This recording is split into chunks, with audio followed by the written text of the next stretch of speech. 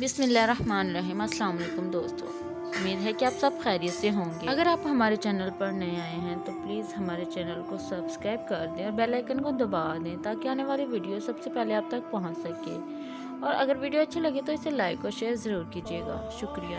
احداث صفحہ ارشاد احمد عارف، جنوری 25، 2014۔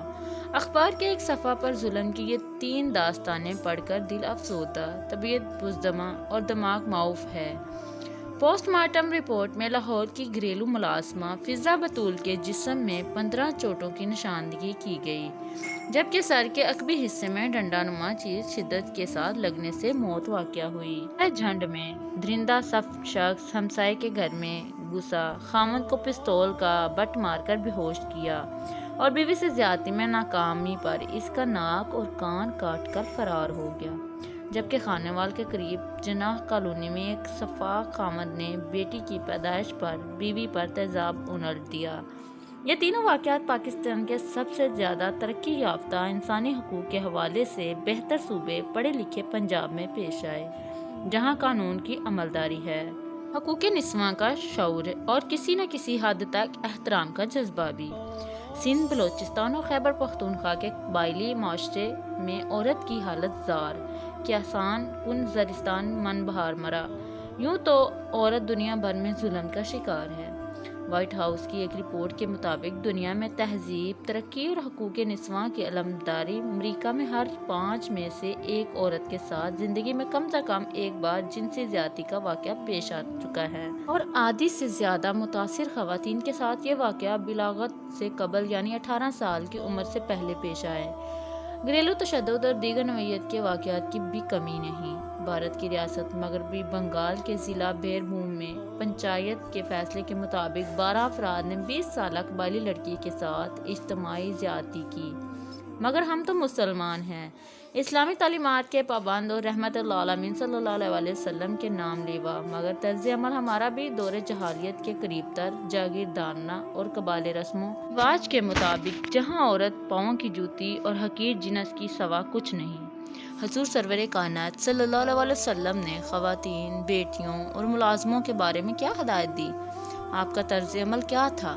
اور آپ کس قدر حساس، مہربان اور شفیق تھے؟ کسی سے مخفی نہیں۔ کتابیں بڑی پڑھی ہیں اور ہم میں سے بیشتر روزمرہ گفتگو میں ان کا احکام اور واقعات کا حوالہ دیتے ہیں، مگر معاشرے میں ہر سطح پر ان کی نفی ہوتی ہے۔ عشق رسول کا دعویٰ پھر بھی ہے۔ حضور صلی اللہ علیہ وسلم اپنی خادمہ ام ایمن کو ہمیشہ یا اماں، اے میری ماں کہہ کر پکارتے، انہیں اہل بیت میں شمار کرتے اور خاتون جنت قرار دیتے۔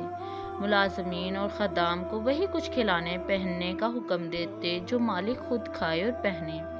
خادم کو میرا خادم یا خادمہ کہہ کر پکارنے سے منع فرماتے اور میرا بچہ، میری بیٹی کہنے کی تلقین فرماتے۔ حضرت ام سلمہ رضی اللہ تعالیٰ عنہا نے فرمایا، حضور پاک صلی اللہ علیہ وسلم نے فرمایا، جو آدمی تم میں سب سے اچھا ہے، جو اپنی بیوی کے حق میں اچھا ہے، اپنی صاحبزادی حضرت فاطمہ زہرا سلام اللہ علیہا کو جگر کا ٹکڑا قرار دیتے، لگتے جگر ملنے کے لیے آتے تو اٹھ کر استقبال کرتے، شفقت سے ان کا ہاتھ چومتے اور انہیں عزت سے اپنی جگہ پر بٹھاتے، مگر یہ جاگیردارانہ نظام کا ثمر، ذہنیت کا نتیجہ، جہالت کا کرشمہ ہے یا ہندوانہ سماج کا اثر۔ یہ ہمارے ہاں چند بڑے شہروں کے باشعور، پڑھے لکھے اور خدا ترس گھرانوں کو چھوڑ کر عورت ہر جگہ اس سلوک کی مستحق ہے جو لاہور، خانیوال اور جھنڈ میں خواتین سے روا رکھا گیا۔ چند سال بیشتر بعض پرجوش نوجوانوں نے ہوٹ ڈینگر پر خواتین کی تصاویر پر سیاہی پھینکی تو سیاستدانوں، انسانوں حقوق کے علمبرداروں اور میڈیا نے آسمان سر پر اٹھا لیا، مگر عورت پر حقیقی معنوں میں روا رکھے جانے والے ظلم پر کبھی کسی سائنسدان کی رگ ہمیت پھڑکی نہ میڈیا نے سنجیدہ بحث مباحثے کا موضوع بنایا اور نہ علماء کرام نے تعلیمات رسول صلی اللہ علیہ وسلم کی روشنی میں معاشرے کی رہنمائی کی۔ شاید اسمبلیوں میں خواتین کو نمائندگی دے کر سب نے سمجھ لیا کہ حق ادا ہو گیا۔ عزت، غیرت اور حرمت نسواں کی جتنی گردان ہمارے ہاں ہوتی ہے، کسی اور معاشرے میں شاید و باید عورت کو عزت کی علامت اور اسطراء قرار دیا جاتا ہے، مگر عزت کی یہ علامت مساوی طور پر تعلیم کی حقدار ہے، نہ اپنی پسند ناپسند کے مطابق زندگی کا فیصلہ کرنے کی مزاج اور نہ وراثت میں حصہ دار۔ البتہ بائی کے کسی جرم کی پاداش میں ونی سوار کی بھینٹ چڑھتی ہے۔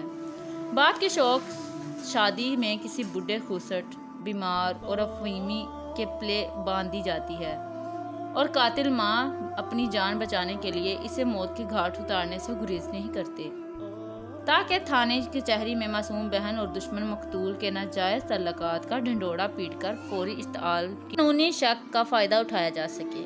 بہت سے قوانین بن چکے، NGOs نے شعور آگاہی کی مہم چلا کر دیکھ لی، اور سنجیدہ فکر علماء نے بھی ماں، بیٹی، بہن، بیوی، بہو کے حقوق پر اسلامی تعلیمات کو اجاگر کیا۔ معاملہ ہنوز و روز اول استوالا ہے۔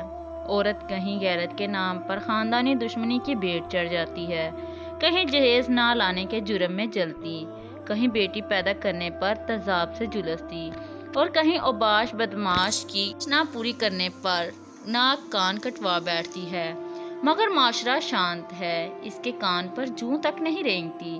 تبھی تو خانے وال اور جھنڈ کے صفاق قاتل آسانی سے فرار ہو گئے، اور قانون کا ہاتھ شل ہے۔ خانے وال کی جناح کالونی کے کم نصیب کو کیا معلوم کہ بیٹی اللہ تعالیٰ کی کتنی بڑی نعمت اور رحمت ہے۔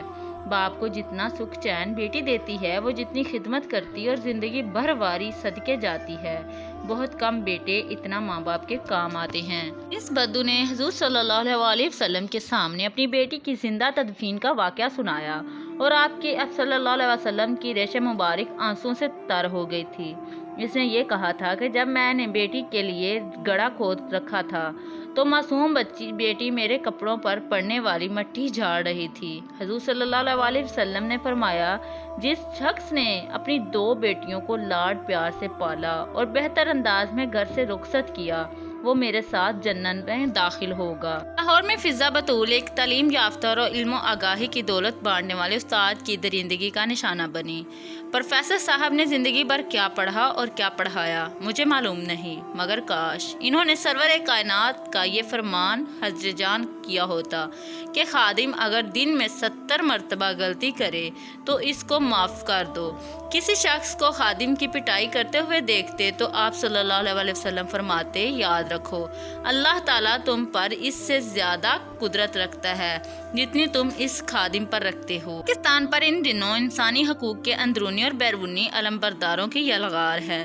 ہمدردی ان کی قاتلوں، دہشت گردوں، انسانیتی دشمنوں سے ہے، تبھی معتبر شہادتوں اور شفاف عدالتی فیصلوں کے نتیجے میں سزائے موت پانے والے قیدیوں کو پھانسی پر لٹکانے جانے کا خوف نہیں، کیونکہ یورپ اور ان کے اندرونی گمشائیوں کا دباؤ ہے، ورنہ قرآنی اصول قصاص کے تحت ناک کا بدلہ ناک ہے، کان کا بدلہ کان، تیزاب کا بدلہ تیزاب اور قتل کا بدلہ قتل ہے۔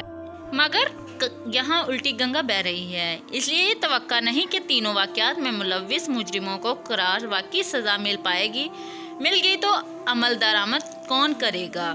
کیا معاشرے کو ان وحشی درندوں اور سفاک قاتلوں کے زحم و کرم پر چھوڑا جا سکتا ہے، جنہیں ماں، بیٹی، بیوی، بہن کے رشتوں کا پاس لحاظ ہے، نہ ہمسایوں کی عزت و آبرو کا خیال، اور نہ کمسن ملازموں سے حسن سلوک کی عادت؟ یہ سوال ہم سب کو اپنے آپ سے کرنا چاہیے۔ حکمران قانون کی حکمرانی اور حقوق نسواں کے علمبرداروں اور معاشرے کو جنت نظیر بنانے کے دعوے داروں کو میں تو یقین کریں اس شرمندگی اور احساس جوابدہ کا شکار ہوں کہ کل روز قیامت حضور سرور کائنات صلی اللہ علیہ وسلم کو کیا منہ دکھائیں گے، جنہوں نے بیوی سے حسن سلوک، بیٹی سے محبت، شفقت اور ملازموں سے درگزر کا سبق دیا، مگر ہم سب کچھ بھول گئے۔ ان میں بہت سی خواتین بھی ایسی ہیں جن کو ساری آرام و آسائش ملتی ہیں، لیکن وہ ان کے باوجود بھی اس مرد کو دھوکہ دے دیتی ہیں جو ان سے سچی محبت کرتے ہیں، اور جن مردوں کو سچی بیویاں ملتی ہیں وہ اسی طرح ان کو دھوکہ دیتے ہیں۔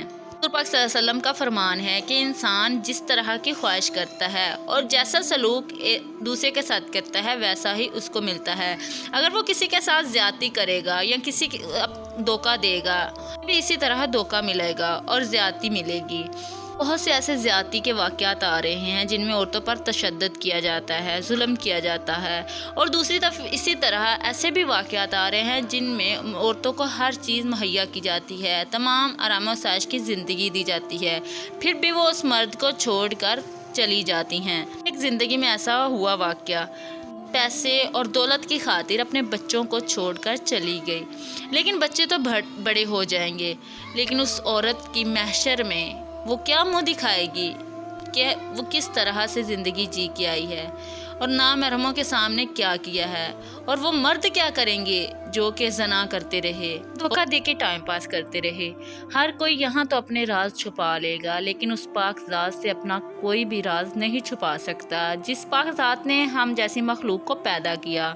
पाक ज़ात का शुक्रिया अदा करने से कासिर हैं। जिस कदर हमारे ऊपर खुदा ताला ने नेमतों का नज़ूल किया है, हम उनकी एक भी नेमत का एहसान लुटाने से कासिर हैं। ताला ने हर इंसानी रूप में, जानवरों में या खाने पीने में हमें बहुत सारी नेमतें अता की हैं जिनका हम कभी भी एहसान नहीं दे सकते।